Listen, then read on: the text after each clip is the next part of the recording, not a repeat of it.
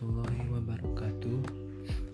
Saya Nanatariana AMK, CPNS Kabupaten Tasikmalaya, peserta Latsar golongan 2 angkatan 3. Kali ini saya akan mempresentasikan tentang agenda 1, yaitu wawasan kebangsaan bela negara, analisis isu kontemporer, dan kesiapsiagaan bela negara.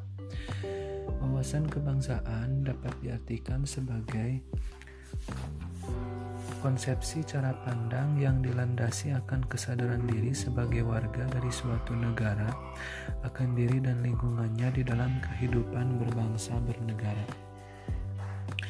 Sejarah dimulainya timbulnya wawasan kebangsaan yaitu dari 20 Mei 1908, yaitu dengan berdirinya Budi Utomo. Tanggal 28 Oktober 1928 yang diperingati sebagai Hari Sumpah Pemuda, dan 17 Agustus 1945 yang diperingati sebagai Hari Proklamasi. Adapun 4 konsensus dasar yang melatar belakang wawasan kebangsaan yaitu Pancasila, UUD 45, Bhinneka Tunggal Ika, dan NKRI. Selain itu juga ada lambang negara yaitu bahasa Indonesia, bendera merah putih, Garuda Pancasila, dan lagu kebangsaan Indonesia Raya.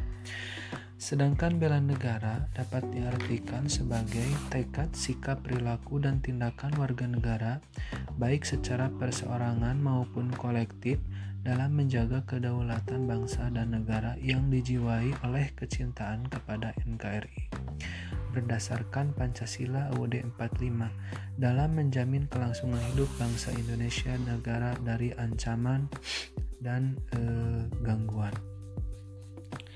Nilai dasar bela negara ada 5, yaitu diantaranya cinta tanah air, sadar berbangsa dan bernegara, setia terhadap Pancasila sebagai ideologi, rela berkorban untuk bangsa negara, dan kemampuan awal bela negara.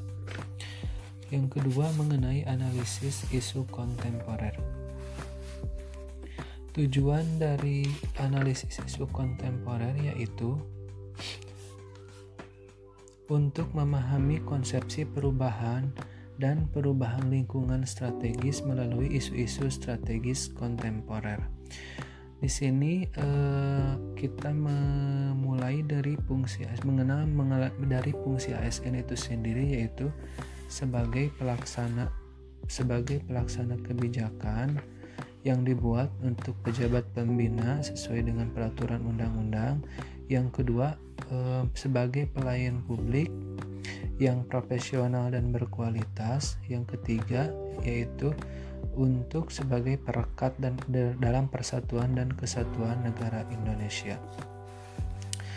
Isu-isu kontemporer yang sedang merebakkan akhir-akhir ini yaitu mengenai korupsi, narkoba, terorisme, money laundry, dan proxy war.